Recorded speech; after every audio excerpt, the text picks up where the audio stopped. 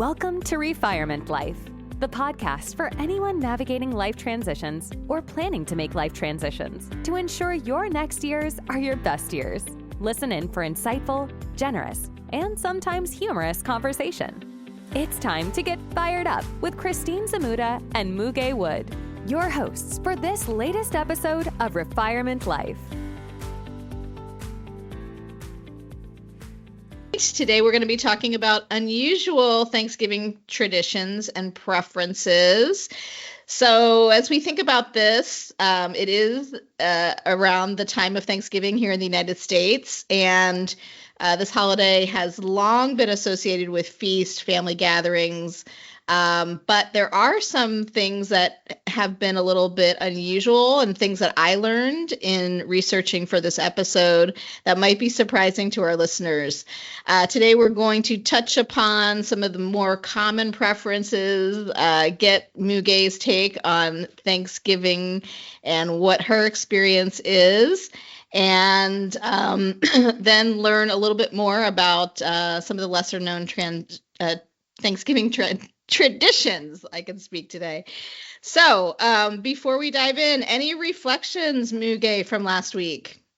Yes, Christine. Hello. I have quite a few, but I will just stick with the most major one. I was in Seattle last week for a work trip, and it was the usual Seattle, rainy, a little gray, nothing big. And then it turns out a bomb cyclone hit Seattle halfway into the trip. Living in Houston, I am familiar with hurricanes and the aftermath. I've never been in the midst of a bomb cyclone. I didn't even know what that was. And apparently they are very strong winds, up to 100 miles an hour.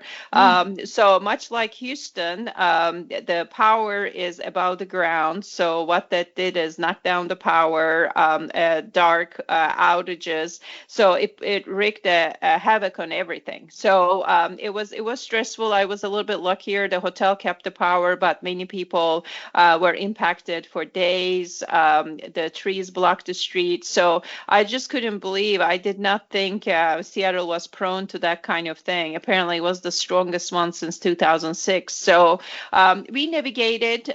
We made the most of it.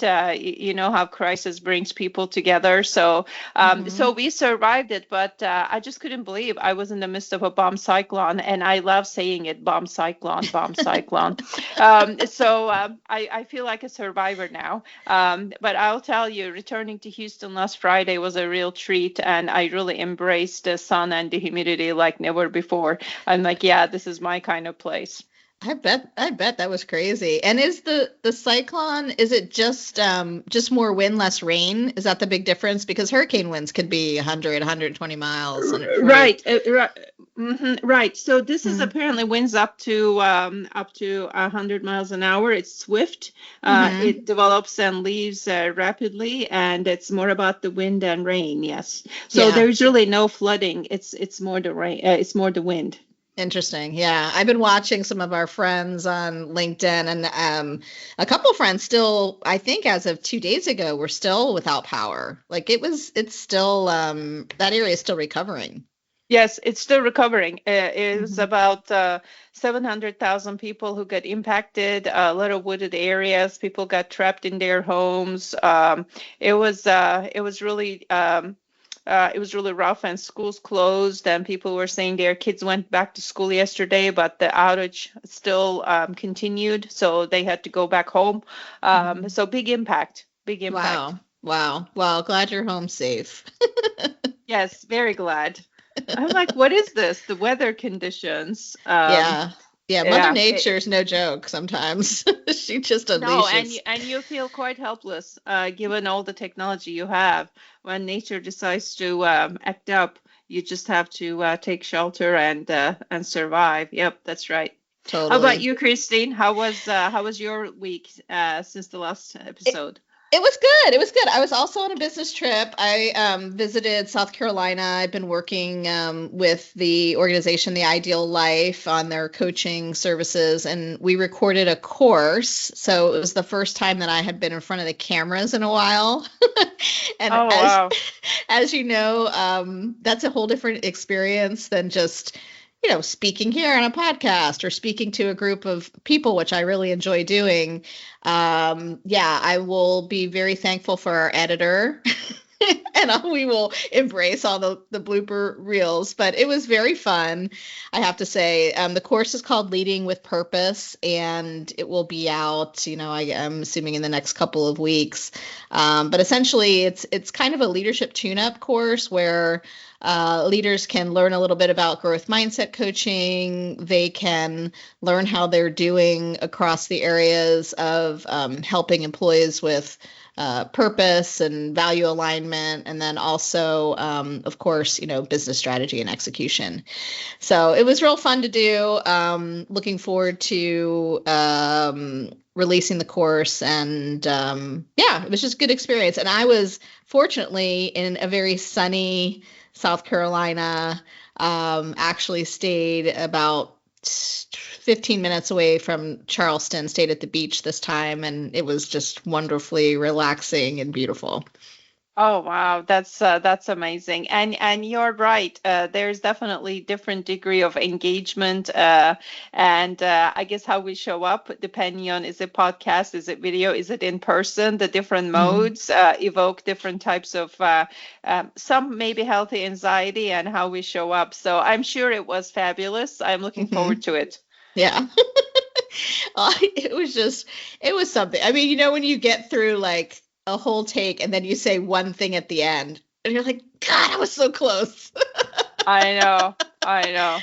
There was a little bit of that, but anyway, glad it's done. Glad we both had good productive weeks, and now we're back at the podcast. So we're going to talk about traditions and preferences, and the first thing we're going to talk about is very maybe decisive topic: stuffing versus dressing. What do you call it, Muge? The wonderful ingredients that you could either put inside the bird to cook or prepare them separately. So when we look at what's the difference, so stuffing, like you said, as I look at it, is what you put inside the bird. And when I hear stuffing, I always think of Granny Smith apples, raisins, and breadcrumbs. Nice. So that to me is a good stuffing combination. And, for me, for Thanksgiving, if you're going to go with turkey, all the side dishes and everything that goes with it enhances the turkey, and it's much necessary. So the dressing, it's what you put on top. So we are talking gravy. We are talking about the sauces. So that's what I am thinking. How about you? Yeah, I mean, I am in the stuffing camp, and we grew up just always calling it stuffing. In fact, I never heard of what you would call dressing before researching this episode, and some of the facts about it were, I guess, kind of interesting. First, I mean, stuffing is more widely used in the northern and eastern United States, and my family's from Philadelphia, and that's what didn't surprise me. And then they said dressing is a term that's more often used in the South, regardless of whether it's cooked inside or outside. Oh, interesting. Yeah. I thought that was an inside outside thing, but it is more the overall interesting. Yeah. So here in the South, I never heard of dressing. It's always stuffing. Interesting. Wow. Good to know. So when you say dressing, people will not understand that same thing as stuffing. So it is. So when you initially brought it up, I am like, yeah, surely it's pretty clear. One goes inside the bird, the other goes on top of whatever you're eating. So that's very interesting. I guess that goes with dressing the turkey. Yeah, and they also said here that the word dressing became more in vogue actually in the Victorian era because the word stuffing was considered too crude for polite company. So dressing sounds a little bit more formal than stuffing. Oh, I see. Yeah, I can see that part of it. It is a little bit more discreet and graceful. So I can see how that would be associated with the Victorian era. Probably you don't want to say I want to stuff my face. I want to dress my face. That's right. Okay, I can totally see this. This makes sense now. Yeah. It's something. I think where I'm from, stuffing your face is totally fine. Which is what you're supposed to be doing with friends and family. So yes, stuffing your face is preferred and almost required. Yeah. Exactly. Which takes us to our next food topic. And this is one that I'm pretty passionate about. I'm not going to lie. Pumpkin pie versus pecan pie. And do you say pecan or pecan? Pecan. Okay, pecan. Pecan. Yeah. Uh-huh. Well, this is a very difficult topic. Because it is very hard to choose. I like all kinds of pies. But I guess living in the South, as long as I did, and pecan being a local, delicacy in a way, pecan pie is, hands down. And we actually have a pretty famous barbecue chain in Houston. It's called Good Company Barbecue. And they are famous for their pecan pie. You can actually order it and have it shipped to people out of state who may not have the luxury and opportunity to enjoy an amazing pecan pie. And also, I like nuts of all kinds. So, all that wrapped together, pecan pie is key. Now, the other thing, though, that is also key is there has to be an assortment of pies. Right. You're talking about blackberry, apple pie, all sweet of potato that needs to be laid out. So, how about you? What is your preference? I actually live for pumpkin pie, and I get so excited at Thanksgiving because that is the time for that dessert. And no one else in my family likes it. I get one pie, and I'll have like a slice a day. I don't have two, just one. And sometimes it's for breakfast. I don't care. If it's cold, little bit of whipped cream on that, it's like perfect. It's good with coffee too. Yeah, for sure. Well, I like pumpkin. But when it comes to pies, pecan pie wins hands down for me. But I can see what you're saying. I think the pairing of pie with coffee is always a good pairing. It's chocolate and wine. So you want that. And what I also like is that you can even have it for breakfast. I love that. Yeah, I love that. And actually, they did say now, while no pie is extremely healthy for you, pumpkin pie actually does have more vitamin A, more B12 than pecan. So 41% really? more Okay, vitamin A than pecan pie, and has 3 times less the cholesterol than pecan pie. Oh, interesting. I guess the pecans are holding the cholesterol, the fatty acids, etc. That's interesting. Yeah. And when we think about it, it's not that easy to consume pumpkin. So, I know there are a lot of different ways, but pumpkin pie probably is a great way. Do you like pumpkin soup? Yes. Okay, yes. so you're And squash generally soup. Yeah, I like it all. Yeah, so you're generally about pumpkin. That's right. Well, I guess good for you. There's not much competition for it in your family, so you can enjoy it at your own pace. Exactly. I do try and do everything in moderation, but yeah. And some of the roots of pumpkin pie I thought were a little bit interesting. So it was spun off the Native American tradition of cooking squash and pumpkins. And the first pumpkin pie recipe came from the 1600s. And essentially what they did is just they hollowed out a big pumpkin, filled it with milk, honey, and spices, and then roasted it in hot ashes. And there was your first pie. Oh, wow. Yeah. Amazing. So it does connect with sort of local harvest, what was available at the time. So creative. Definitely. But what you described holds promise. They were smart. Yeah. I am wondering about the seeds, though. I guess maybe they just ate the seeds. Yeah, I think you can eat the seeds because, when we talk about the different ways to consume pumpkin, one is pumpkin seeds. People eat pumpkin seeds as a whole. Right. Actually, that's one of the favorite things my husband does. When you carve pumpkin for Halloween, the seeds immediately go to the oven, and Yeah. he likes eating them. I'm like, how can you eat these things as a whole? But some people eat as a whole. Maybe they did. Uh-huh. Oh, I'm sure they did. I'm sure they did. Yeah.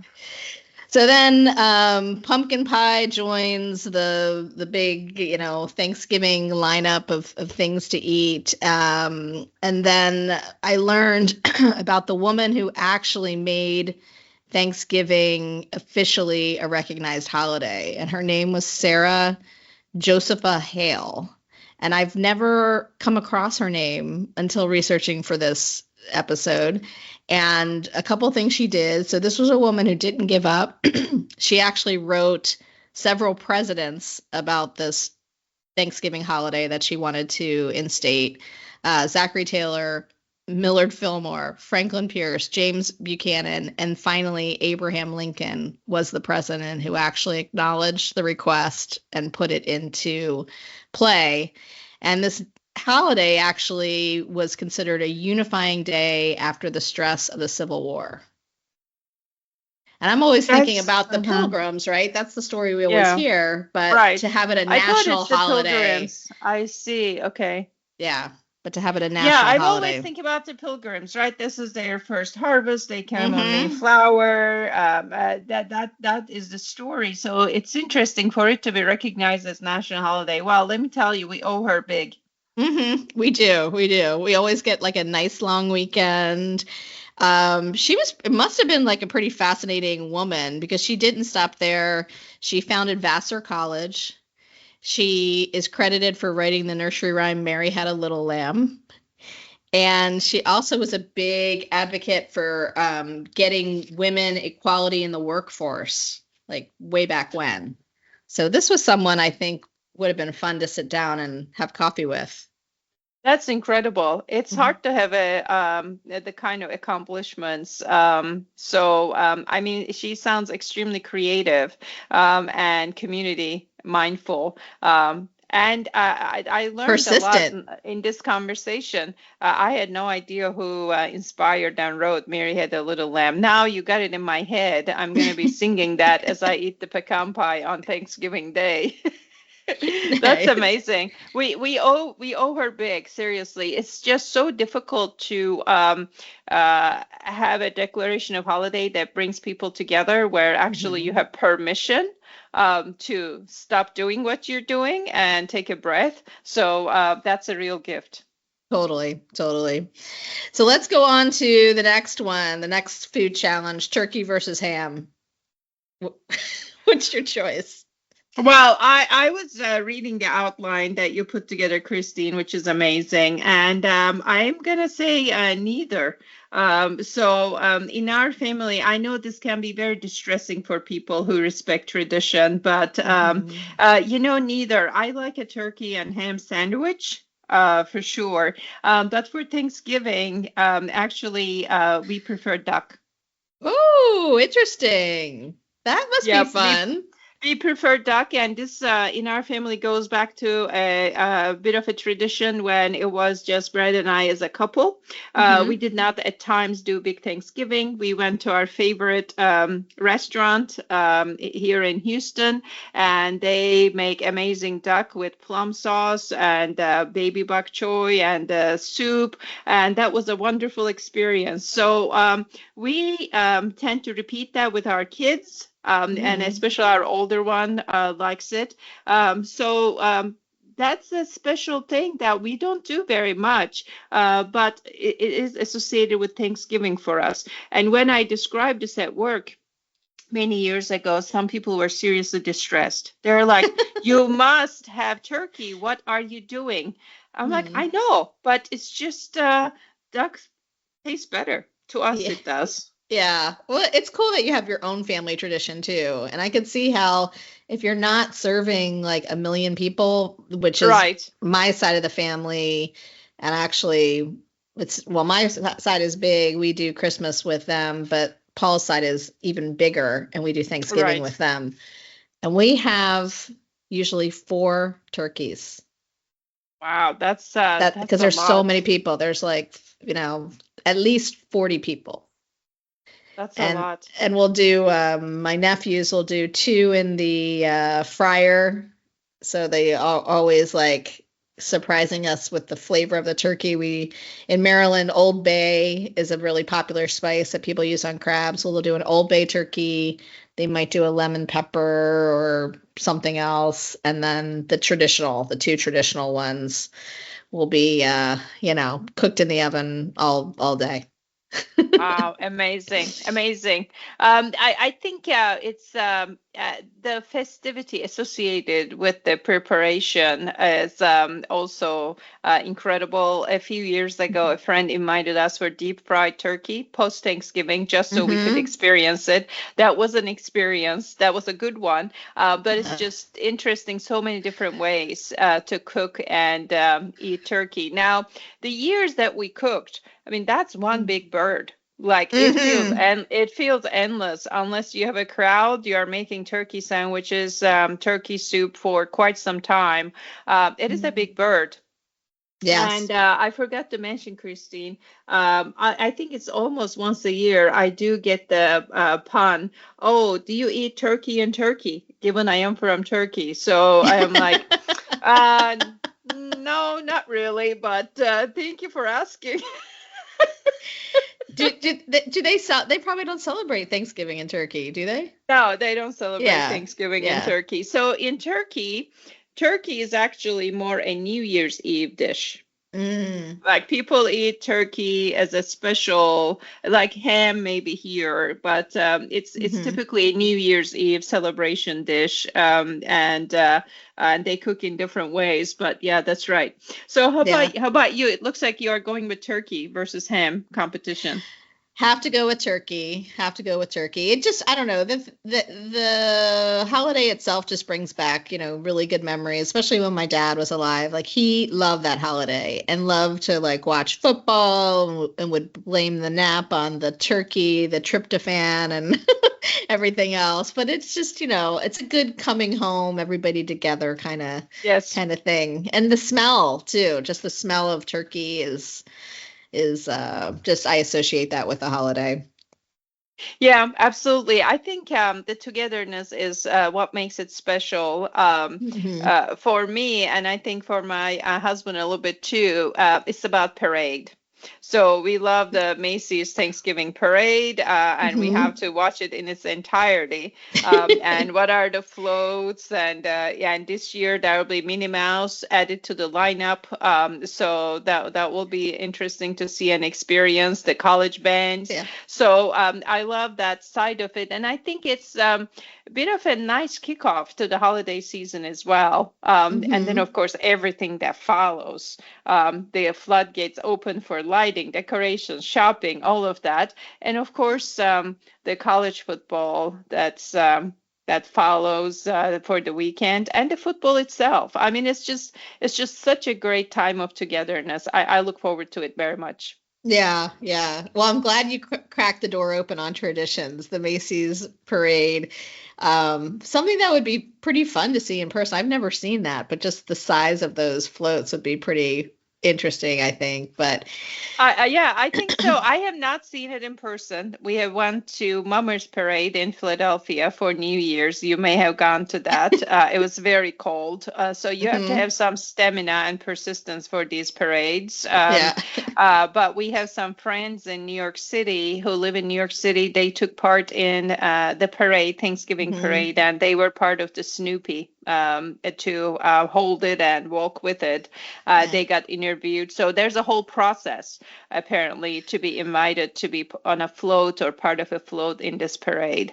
No, I haven't seen it in person, but what we see on TV is just, it looks pretty amazing. Yeah. You mentioned the mummers, and I have to laugh because my grandmother, my mom's mom, so both sides of my family are from Philly, and when the mummers parade would be on, she would just go, "Oh, those dirty mummers," because apparently they used to get, I mean, this is before they were on camera in the parade, they used to get so drunk, they'd be falling down in their costumes in downtown Philly. And so she always just held that kind of like opinion of the people who were in costume, and it went Well, unchanged.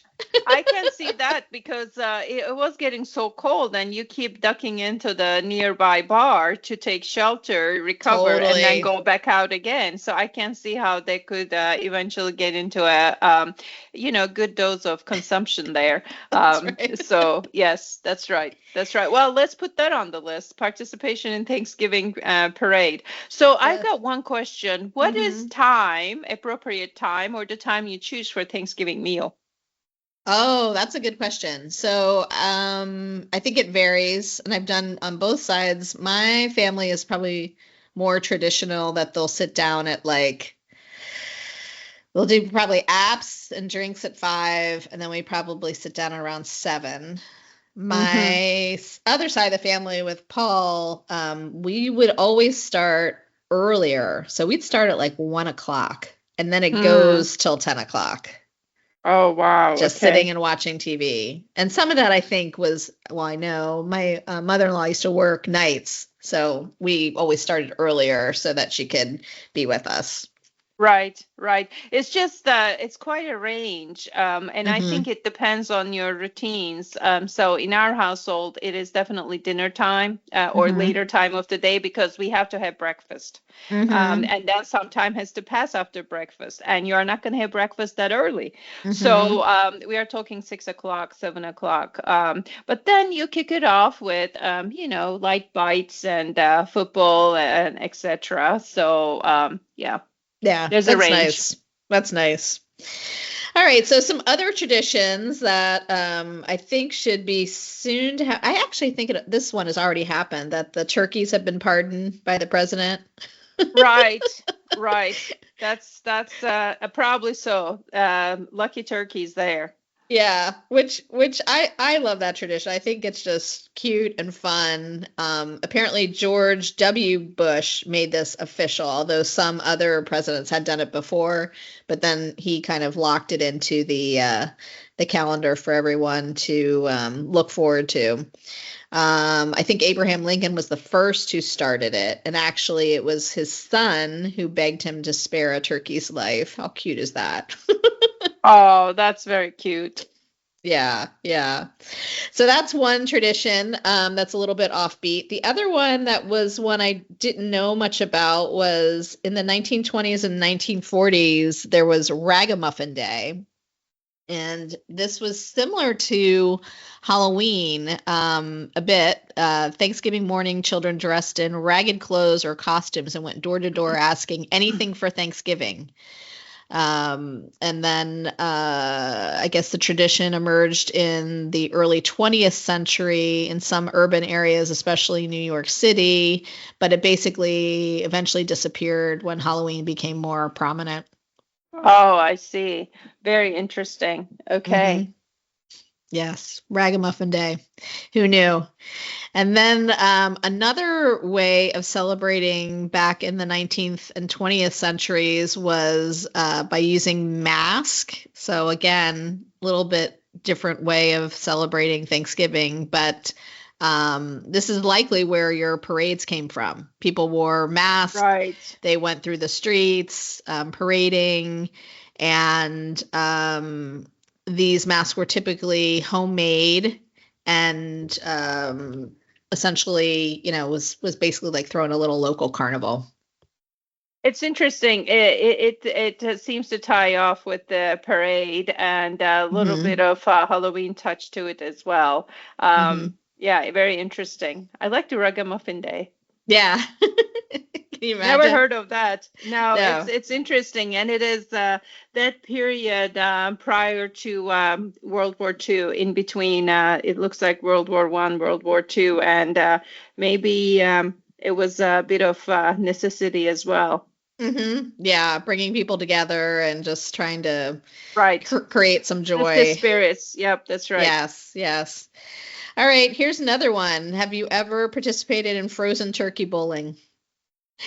No, not at all. What are we talking about here? So what happened in the 1980s, and it started at a grocery store in Michigan, basically as a marketing gimmick, is people set up soda bottles and used frozen turkeys and threw the frozen turkeys at the bottles, mimicking bowling. Okay, well, that's creative. I am just feeling really bad for the turkey. I am too. Like, what a I'm like, mess.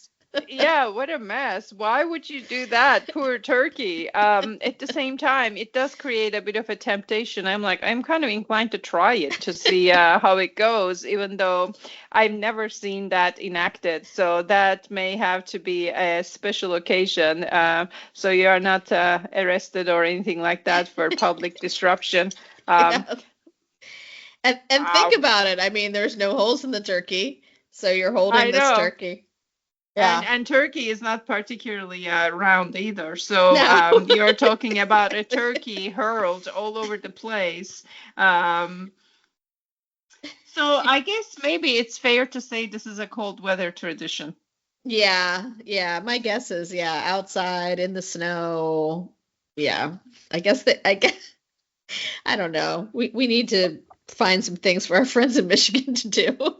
Yeah, that's right. I'm just thinking you're at the grocery store lining up the beer bottles, taking the frozen turkey and start rolling it down the aisle. That would be a sight. Mm-hmm, mm-hmm, mm-hmm. Another one is the pumpkin smash or pumpkin hurling. So I think you've Okay. probably seen this maybe on the news. I have seen that in Pennsylvania, they have these like huge catapults, and after Halloween, usually around Thanksgiving, they'll basically hurl these huge pumpkins for distance, um, allow the deer and such to benefit from the old pumpkins that no one's going to be using. Well, that sounds like fun. Hmm. And I think that's almost starting to sound like an Olympic quality event that could be included at some point. But yeah, that sounds like fun. Pumpkin smashing, yes. I Yes. think yeah, I'm familiar with that at some level. It sounds good, like cannonball shooting style. Yep. Yeah, yeah, I'd be all in on that too. So the last thing to touch upon is just thinking about Thanksgiving, being thankful, being grateful, and some things that we could do as a community, as a family. Maybe you add these to your own family traditions. One idea is to create a gratitude tree. And what this would be is you have a small tree, or even you can make one out of like paper or something. And then you have everyone share, use like a piece of paper or even like a paper shaped as a leaf, saying what you're grateful for that year. And you write it down, you put it all on the tree, and then people can see what everyone is thinking about and has on their heart. That's a nice idea, and I think a slight variation of that I have seen as we go into New Year, and my gym does this. They Hmm. put up a tree, and you write on what your wishes for the new year. Hmm. So that's really nice. I think taking the time to really pause and think what we are grateful for Hmm. is the whole thing is about. While of course eating turkey and smashing pumpkins. So Hmm. that's nice. Yeah, Yeah. that's a good one. Yeah. A good feel good thing to do. Here's another one. So if you are hosting, they have the idea of gratitude table settings where you use a place card at each person's seat and share with them, a little bit of a thank you, why they're important to you. And that would be a nice thing to sit down and just, oh, what a nice thing to share, right? That's very nice. That's Hmm. very nice. I mean, talk about showing appreciation in a very graceful way. Hmm. I like that a lot. I Yeah. like that a lot. You could probably make them funny too, I'm guessing, like especially with a big family with lots of different personalities and yeah. That's right. That's right. That's a good one. I love that. I love Yeah. that. And I think it can probably something to incorporate to any gathering, any time of the year in a way. It can become Hmm. a bit of a tradition of its own, as the host. Yeah, yeah. And here's one to get everyone involved. And this is actually something that we do with Paul's side of the family. We do this at Christmas. And there's a lot of us, but everyone will go around the table and say something about the year. And usually it is, something they're grateful for, something they were happy about. And you get all ages involved, like from the oldest to the youngest. And even if the youngest just says, Merry Christmas, which some of them do because they're not, some people don't like to public speak. But the majority of people actually do share something. And yeah, I think it's nice just to stop and enjoy the time together in a different way. Yeah. Yeah, that's right. That's right. I think all of those ideas are great. One thing we have to stay strong in is to make Mhm. sure that Thanksgiving gets the recognition it deserves, because it sometimes looks like it's an obstacle between us and Christmas, Mhm. because all the lights go up early Friday, Black Friday specials come on, and you're like, okay, wait a minute, we are not quite there yet. Christmas music is Mhm. already playing on the radio. So I think it's just really important to give it the time that it deserves, to honor the togetherness and the gratitude. And I think a lot of the traditions, which traditions are good because it almost you get in it without thinking too much, Mhm. but then you get the benefit of the tradition. I think how to extend it beyond Thanksgiving into our lives, like the Yeah. habit of gratitude as an example. Yeah, yeah, yeah. It shouldn't be just one holiday, right? Yeah, for sure. And then the last one is just to think about ways to volunteer as a family. So there's always the opportunity to donate a Thanksgiving dinner, serve at a soup kitchen. All of those opportunities are there. I think what I'm seeing too, at least here locally, is they've started Thanksgiving donations in a way that's really easy. Like right at the grocery store, you check out, they've got here's all the things that can be bought for a family right at the end of your aisle. What would you like to donate? And just scan it, and then you put it in the big box. And that's just an easy way that everyone can participate. But yeah, I mean, it's always a good thing to try and carve out time for someone who really needs it. Yeah, that's true. That's true. I really appreciate the opportunities to donate to food banks Hmm. in many different ways. Houston Food Bank is a big organization here in Houston, but I think making it easy in the flow of our daily lives, I think it's much needed, much appreciated, and it makes all the difference in our communities. Um, Hmm. and I think you probably included here somewhere, for those of us who are inclined, there is the turkey trot, right? You can Hmm. do a little 5K, or just even go for a walk before or after your meal, for a little bit of an exercise moving so you get ready for the next course. Yeah. That's, just creating the occasion for togetherness. That's awesome. Yeah. Yeah. We always also did, and we just stopped doing it because our kids got really a lot older, but we always did football right at the elementary school and had everyone play, like girls, boys, the parents were, doing the chains, flag football, and it was Hmm. just a fun like tradition to see the kids, and as they've grown up and now they're all they're working and, and way out of college, most of them, but it was a fun thing to gather around and be cold and have hot cocoa and watch kids Yeah. play. Yeah, that's right. That's right. Also, Mhm. I think as the kids get older, they are pretty strong. I don't know. I want to go up against them in any sport. But yes, good idea. Good Yeah, idea. yeah. So I think that's hopefully we've talked about a few things people didn't know about, maybe inspired a little bit more gratitude or just top of mind gratitude for this holiday. And as always, it's just great to spend time with you, Muge. Yeah, thank you, Christine, for surfacing all these fun and informative facts. And I think it makes us think about where these traditions came from, the origins beyond the pilgrims. There's a lot to it. And just, I think, being mindful about why we do what we do and enjoying every minute of it. So, very much looking forward to an amazing Thanksgiving. Wishing you, your family, and all our listeners a wonderful holiday where we can be grateful for what we are given and celebrate togetherness and hopefully contribute to the communities we are in ways that we find meaningful. Great occasion for it. Yeah. Great way to sign us off. So until next time, everyone. Till the next time. Thank you for listening. Our hope is to spark a little joy, inspire, and educate our listeners in ways to live an even more meaningful life.